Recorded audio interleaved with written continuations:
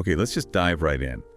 Imagine this. You jump into affiliate marketing, you see these huge commission numbers, but then you find out maybe 90% of people fail. And get this, it's often because the very products they're pushing are kind of designed not for their success, but for the company's quick wins. Yeah, it sounds almost like a conspiracy, doesn't it? But the failure rates are, well, consistently reported as being incredibly high, like 90, even 95% in some studies. And a massive piece of that puzzle, the one people often miss, is the actual product choice. It's critical. Exactly. I mean, the industry itself, huge. We're talking like $15 billion heading towards maybe $37 billion. Looks amazing on paper. But the ground reality for most affiliates trying to get started, it's often less than $100 a month in earnings. There's this huge gap between the potential and the actual results. Right. And that's what this deep dive is all about. We're going to pull back the curtain on why that gap exists. More importantly, we're giving you a step-by-step guide, like a tutorial, on how to avoid the traps and pick products that actually convert and build trust. Think of this as your playbook. We'll walk through the common mistakes, share some, let's say, industry secrets, and then lay out a clear framework, a checklist, really, that the pros use. Okay, so let's hit that biggest pitfall first. Yeah. The one everyone sees, especially if you're new or watching, YouTube reviews, chasing those super high commission rates. Yeah, 30%, 50%, I've even seen 70%. Your eyes light up, right? Ka-ching. Totally understandable. It feels like the quickest way to make money. But that's the first big mistake, just focusing on that percentage without really digging into the product's actual track record or if it's genuinely good for the customer. It's like picking stocks based only on the share price. And here's where it gets, well, kind of wild. We looked into this, even found some pretty candid stuff from, like, former insiders. Get this. One ex-affiliate manager from a big course platform, they admitted that their highest commission products also had the highest refund rates, over 60%. Whoa, 60% refunds on the highest commission stuff. Yeah. And think about the incentives there. The company pushes these offers, they get this huge burst of initial sales volume, cash flow looks great, even if they know a ton of it will come back. They might still profit from the sheer volume or temporary cash. But you, the affiliate, you did the work, made the sale. And then bam, refund hits, commission gone. And worse, your audience just had a lousy experience with something you recommended, trust down the drain. That is the absolute core of the commission trap. You chase the big payout, send your audience, maybe see a sale, then nothing, or worse than nothing, because you've damaged that relationship. And this whole thing is made worse by what they call information asymmetry. Sounds fancy, but it just means the company selling the product knows everything. They have the real conversion numbers for different traffic, the actual refund stats over time, customer satisfaction, lifetime value, all the good stuff. Affiliates. We often get the curated highlights, the nice-looking stats. You're flying half blind. Massive disadvantage. Okay, so if that's the trap most people fall into, what about the winners? That small group, the 5 or 10% who actually make it work. What are they doing? It's a total mindset shift. They stop chasing the commission percentage as the main goal. Their number one priority, building and protecting audience trust, and finding products that are a perfect fit for that audience. So their real product isn't the thing they're linking to. Exactly. Their real product, their real asset, is the trust and credibility they have with their audience. Every recommendation is either a deposit or a withdrawal from that trust bank. And they look at products differently then, using criteria most people just ignore. Totally. They're looking at stuff like customer lifetime value or LTV. This is huge. Okay, explain LTV a bit more. So maybe a product only pays 10% commission upfront. Seems small, right? But if it's, say, a software subscription people stick with for years, that single referral paying you 10% every month or every year can be worth way more than one big 50% commission on something people refund or use once. So it's the long game versus the quick hit. Makes sense. What else? They investigate customer service and the company's reputation. If the company treats customers badly after the sale, who gets the blame? Often it reflects back on you, the affiliate. Right, because you sent them there. Exactly. And business stability. Is this company going to be around to pay you in 6 months? You don't want to promote a sinking ship. Good point. And you mentioned audience alignment earlier. Yeah, and this is crucial. Deep audience alignment. Not just, oh, my audience likes tech. It's understanding their psychographics. What are their real problems? What keeps them up at night? What solutions are they actively searching for and willing to pay for?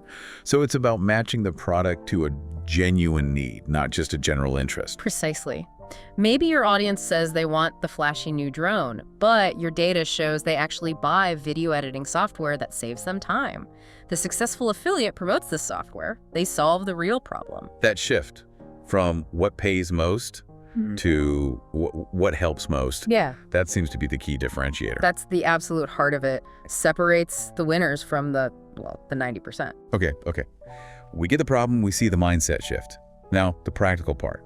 How do you actually do this? How do you find these winning products? Let's get into the tutorial steps, the framework. Call to action. By the way, if you want to check out any resources or tools we mention, head over to the links in the description below. All right, let's get tactical. This takes work, but it's how you dodge that commission trap.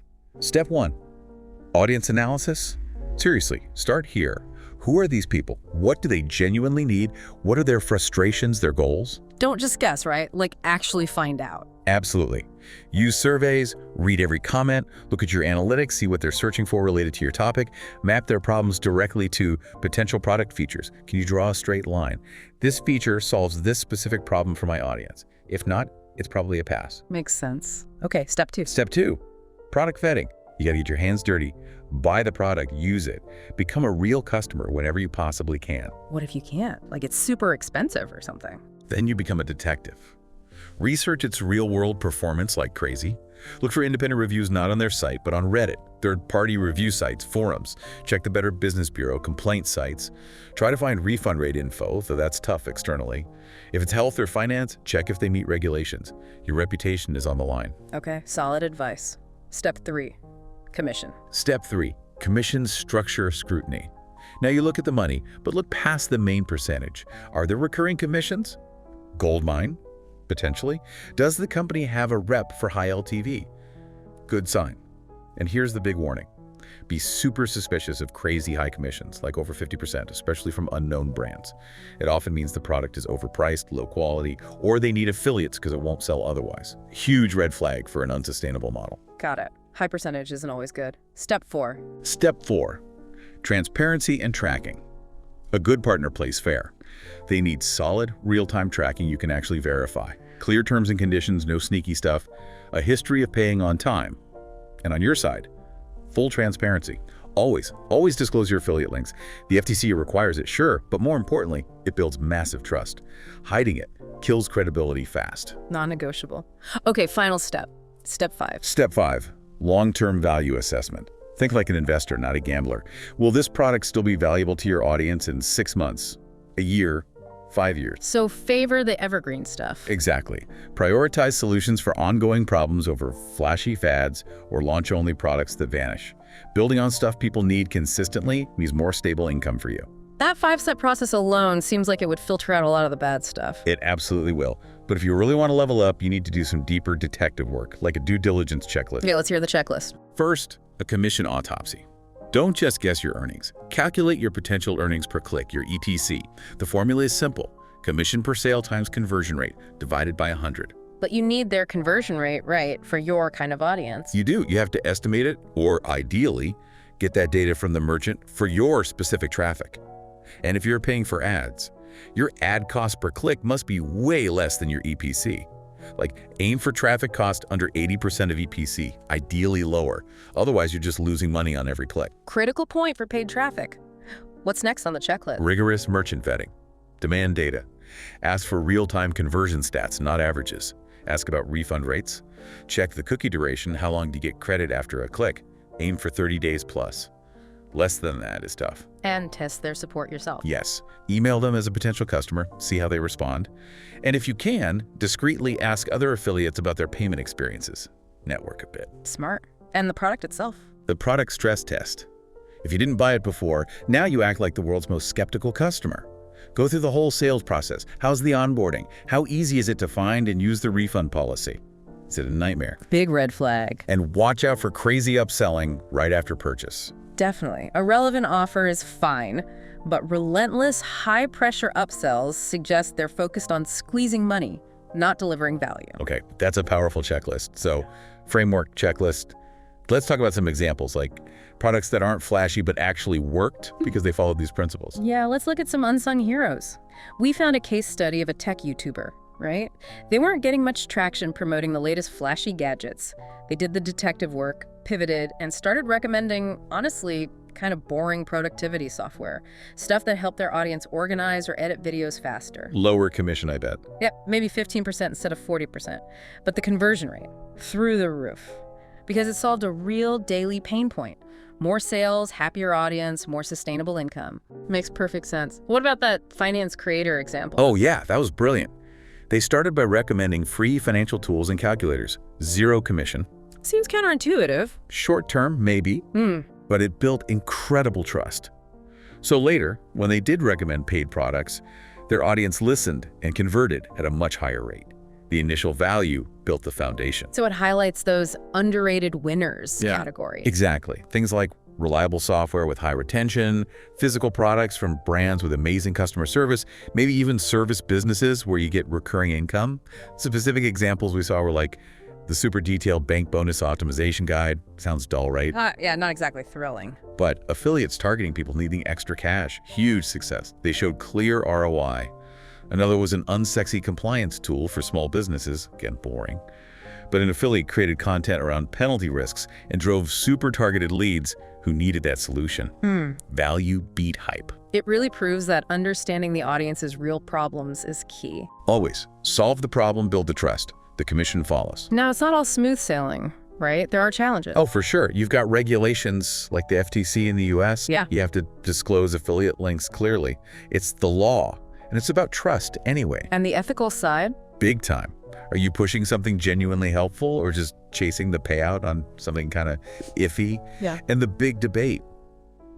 Should you have to own or use a product? Most ethical sources say yes, absolutely. How can you truly recommend it otherwise? Right, back to credibility. So, based on all this, let's summarize the big red flags, the warning signs that scream, run away. Okay, quick list. Number 1, crazy high commissions, over 50%, especially from unknown brands. Major warning. 2, Any request for you to pay upfront to be an affiliate, nope. 3, Companies promising totally unrealistic results for you or the customer. 4, high-pressure tactics aimed at affiliates to get you to sign up or promote.